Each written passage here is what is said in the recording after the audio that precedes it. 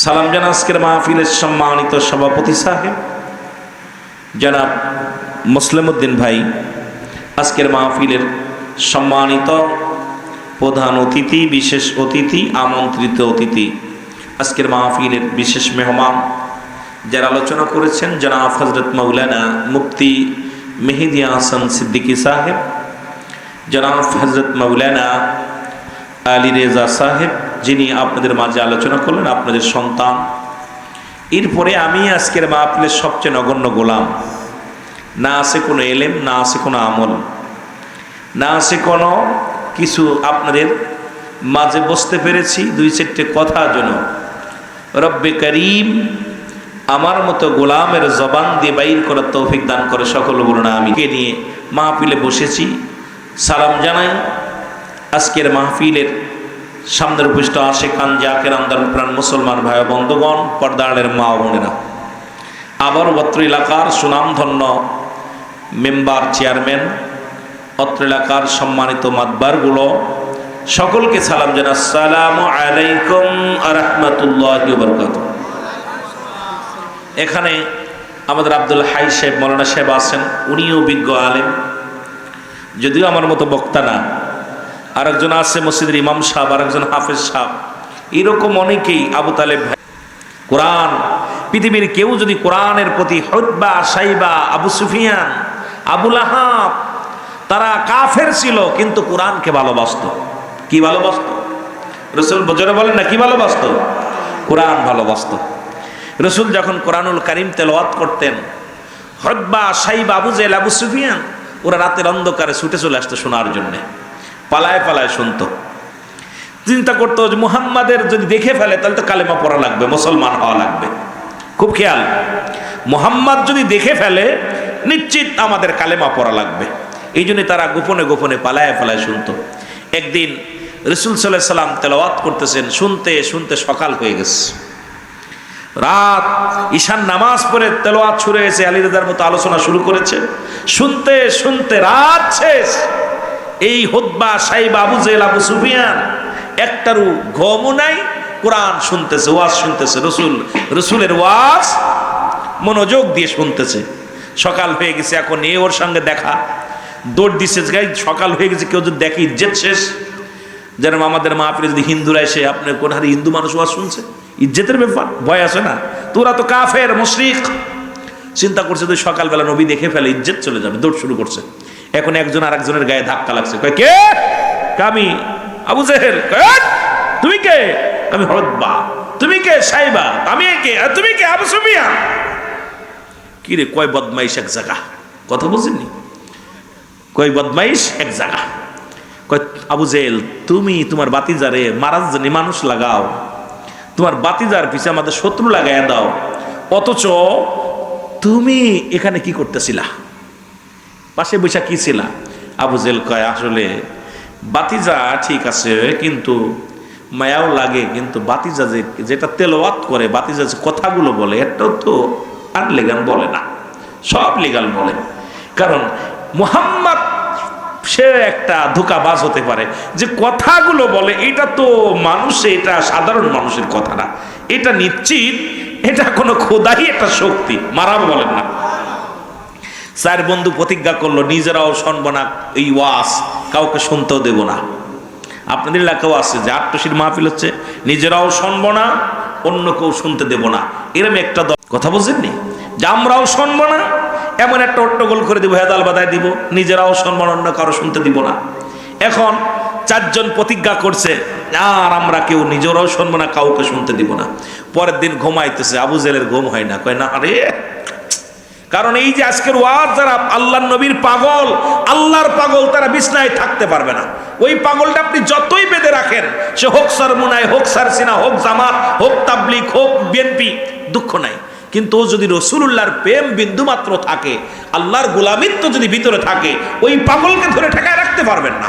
ওই পাগল চলে আসবে জান্নাতের ঘিরান শুনতে শুনতে, যেমন মৌমাছি আহারের জন্যে, মধুর জন্যে আপনার উড়ল দিয়ে চলে আসে, ফুল থেকেও ফুলে, ফুল থেকেও ফুলে। পিপিলিকা যেমন নাক শুয়া শুয়া আহার খোঁজে, ঠিক জান্নাতি মানুষগুলো ওই রকম ঘ্রাণ শুনতে শুনতে চলে আসবে। সুবহানাল্লাহ বলেন না? আর একটু জোরে বলেন। ঠিক পরের রাত্রে আবার হতবাও ঘুমায় না, সাইবাও ঘুমায় না, আবু জেল ঘুমায় না, আবু সুফিয়ানও ঘুমায় না, চারজনের ঘুম হয় না, খালি বিছনায় পিঠ লাগায় এদিক ওদিক ঘোরাঘুরি করে। চিন্তা করে আজকে তো কেউ আসবে না, একা একা হনবো, আজকে 3 রাতে আসবো না। আবু জেল চিন্তা করে আজকে তো কেউ আসবে না, আজকে আমি কোরআন পড়ে শুনবো। হতবা কয় আজকে কেউ আসবে না, আজকে আমি একা শুনবো। আবু লাহাব কয় কেউ আজকে শুনবে না, আমি শুনবো। রাসূল যে সময় আবার ঈশান নামাজ শেষ করে কোরআন নিয়ে বসছে, ওই 4 বান্দর আবার দোষ শুরু করছে। আল্লাহু আকবার বলেন না। এই জন্যই বলতেছি তারা দুশ্মনের রাসূল ছিল, কোরআন মানত সত্য, নবী সত্য, সব মানা পর ইমান আনে নাই। আবার কইতে হুজুর আপনি বানর বললেন, এই জন্যই কথা বলতেছি কারণ তাদের ভিতরে পশু আত্মা ছিল না, তাদের ভিতরে ছিল মানুষ আত্মা ছিল না, তাদের ভিতরে ছিল পশুর আত্মা। জোরে বলেন ঠিক কিনা? এরপরে পরের দিন যখন আবার রাসূল এরম সকাল হয়ে যাচ্ছে, এই দিন আরো মজা লাগতেছে, মানে এই দিন বেলা উঠে গেছে পূর্ব আকাশে। ওদিন তো একটু মানে অন্ধকার ছিল, এদিন একদম বেলা উঠে গেছে। 4 বন্ধু দোষ শুরু করছে আবার 4 জনের গায়ে।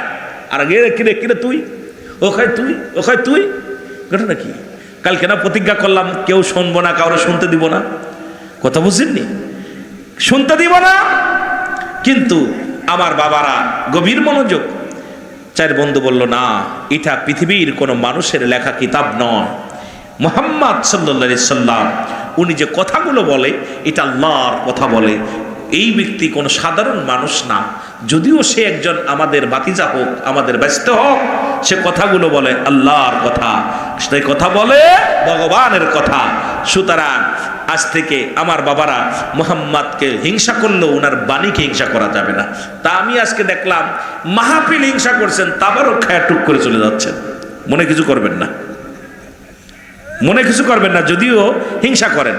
কিন্তু দেখলাম এই মানুষগুলো যারা বেশি হিংসা করে টুক করে চলে যাচ্ছে। আমার নজরে আজকে পড়ছে, আমি খুবই খারাপ লাগছে আমার কাছে যে এই মানুষগুলো তারা মাহফিলের, এটা কার মাহফিল? আল্লাহ আল্লাহ রসুলের মাহফিল।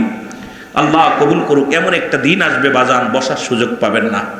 এমন একটা দিন আসবে আপনি আমি হাজারো চেষ্টা করে একটা নেকি আমল করতে পারবো না। ছেলের কাছে বাবা দৌড়বে, বাবার কাছে ছেলে দৌড়বে, ভাইয়ের কাছে ভাই দৌড়বে, একটা নেকির জন্যে কেউ একটা নেকি দিবে না। সেই নেকিটা দুনিয়া থেকে আমাদের আদায় করার দরকার আছে কি না? আরো জোরে বলেন আছে কি না? একটু মহব্বতের সঙ্গে জিকির করলাম। জিকির করলাম কার? আল্লাহর জিকির। কার জিকির? আল্লাহর জিকির। আপনারা যারা সরমনায় করেন, সারসিনা করেন, ফুরফুরা শরীফ করেন, দাওয়ানবাগ করেন, তাবলিগ করেন, আমলিগ করেন, আপনারা জিকির করেন কার? আরো জোরে বলেন কার? আস্তে কইবেন না, জোরে কইবেন কার? অনেকে জিকির মুনাফিক চিনার উপায়, মুনাফিক চিনার উপায় হলো যখন জিকির করে গাফিলতি করে, আর যখন নামাজ দাঁড়ায় অলসতা করে। নামাজের ভিতর হাত খেজই, কান খেজই, গলায় খেরখর করে এক পায়ে দাঁড়ায়, মোটামুটি অঙ্গভঙ্গ এটা ভাব দেখায়, জোরে জোরে কাশি দেয়, মানে এক বিনা ওজোরে নামাজের ভিতরে খুঁতখুত করা শুরু করে। মুনাফিক চিনার উপায় ভালো করে শুনে নেন। মুনাফিক চিনার উপায় হলো যখন জিকির করবে গাফিলতি করবে, নামাজ দ্বারাই ললাসতা করবে। এই জিকির হলো, জিকির শব্দের অর্থ হলো স্মরণ করা। মারহাবা বলেন না? আর একটু জোরে বলেন। জিকির শব্দের অর্থ কি? স্মরণ করা। জিকির শব্দের অর্থ কি? স্মরণ। একটু বাজানে জোরে বলেন না, স্মরণ করা। এখন জিকির সাধারণত 2 ভাগে বিভক্ত, একটা হলো জাহিরি, একটা হলো বাতিনি। জাহির জিকিরটা স্পষ্ট, একটু আগে আল্লাহ আল্লাহ আল্লাহ আল্লাহ আল্লাহ আল্লাহ বললেন। বাতিনি জিকিরটা আবার চুপে চুপে, এটা কেউ জানে না। দেখা যায় মসজিদের ভিতর তসবিহ পড়তেছেন বয়া বয়া, চুপনে কি করতেছেন আপনি ভালো জানেন, চুপ করে ধীরে ধীরে আল্লাহ আল্লাহ করতেছেন। এই বাতিনি জিকিরটা আবার 2 ভাগে বিভক্ত, একটা হলো জাহির জিকির যেবার আল্লাহ আল্লাহ, বাতিনি জিকিরটা আবার 2 ভাগে বিভক্ত। একটা হলো ঠোঁট বন্ধ জিহ্বা চালু, ঠোঁট বন্ধ জিহ্বা চালু, আর একটা ঠোঁট বন্ধ জিহ্বাও বন্ধ। মানব দেহের বান্ধুদের নিচে একটা হাড়, হাড়টির নিচে একটা গোস্ত, এই গোস্তটাকে আরবিতে বলে কলব, ইংলিশে বলে হার্ট, বাংলায় বলে হৃৎপিণ্ড। এটা যাদের পবিত্র, সমস্ত দেহরাজ্য পবিত্র। সুবহানাল্লাহ বলেন না? আরো জোরে। প্রতিটা মানুষের দেহে 6 লতিফা।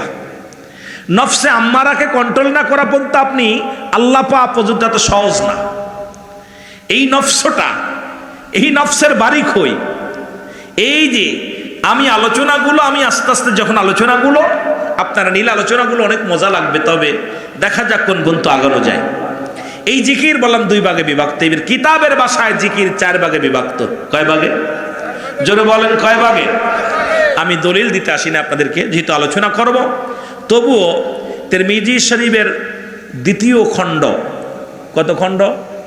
জোরে বলেন কত খণ্ড? 2য় খণ্ড। কিতাব হলো তিরমিজি শরীফ। এখানে আপনাদের এই মহিলা মাদ্রাসাও পড়ানো হয় তিরমিজি। আলী রেজা সাহেবও পড়ছে, ভাইও পড়ছে, ওলামা একরাম পড়ছেন, আমাদের মুফতি মেহেদী হাসান সিদ্দিকীও পড়ছে।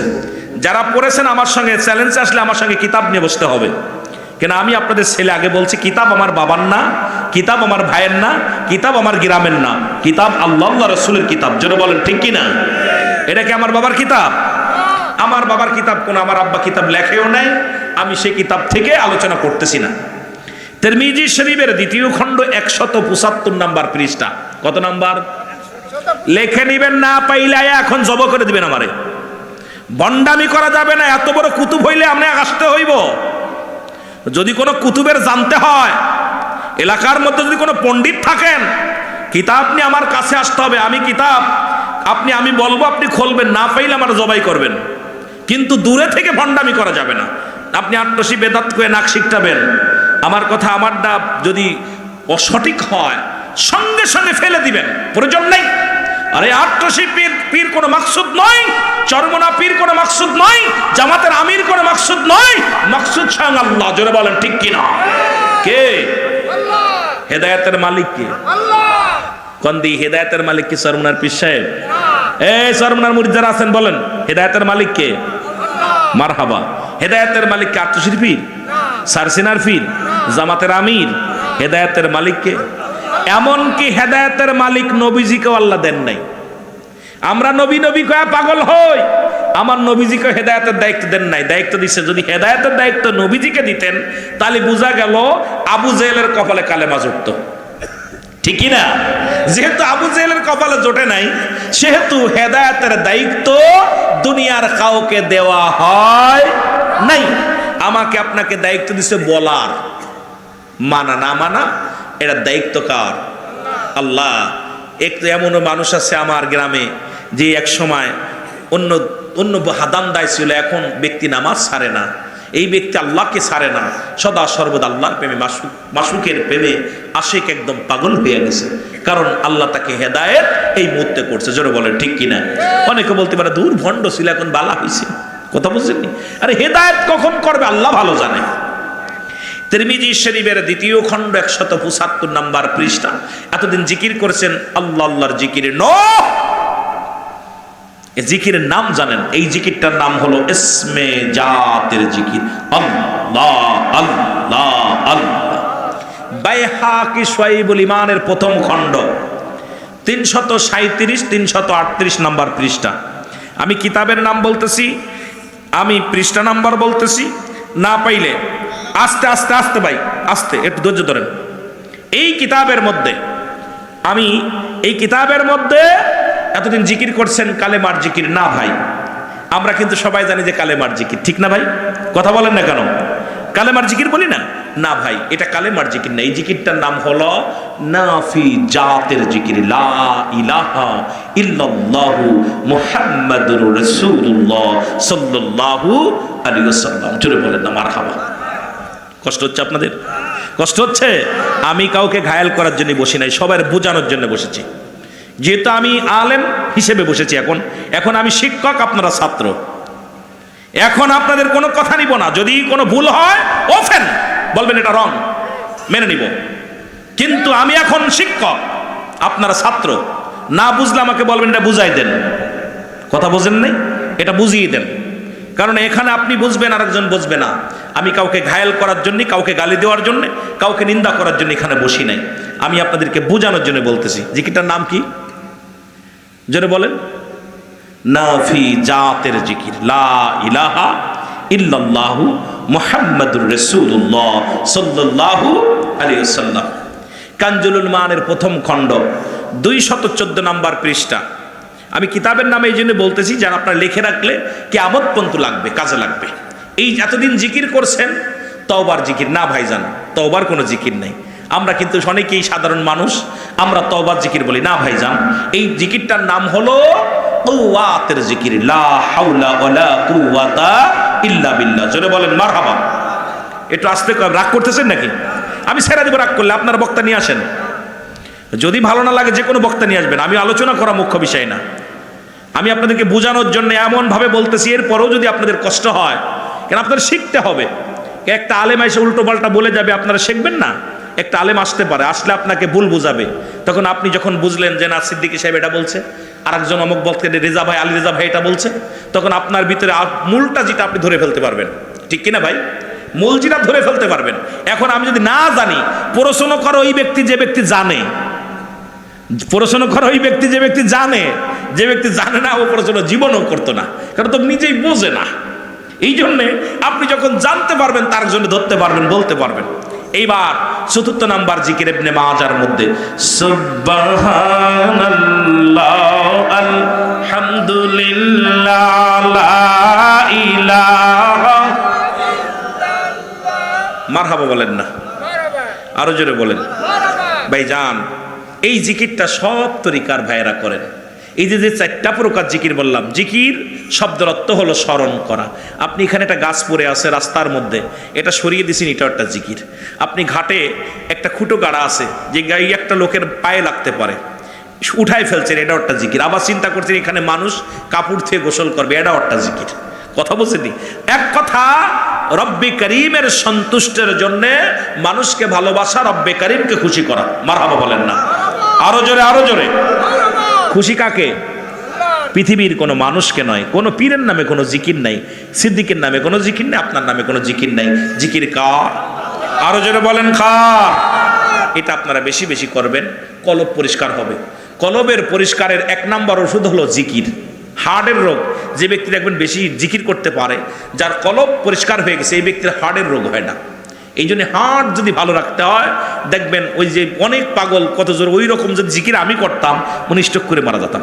কিন্তু ও তো এমনভাবে হার্টটাকে এমনভাবে শক্ত করছে, আল্লাহ জিকির করতে করতে করতে এর কলবটা এমনভাবে পরিষ্কার হয়েছে, ভিতরে কোনো রোগ ঢোকে নাই।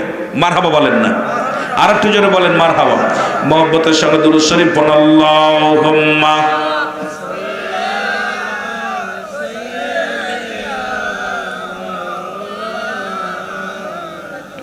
ওয়ালা আলি সাইয়্যিদিনা মুহাম্মাদ। আল্লাহুম্মা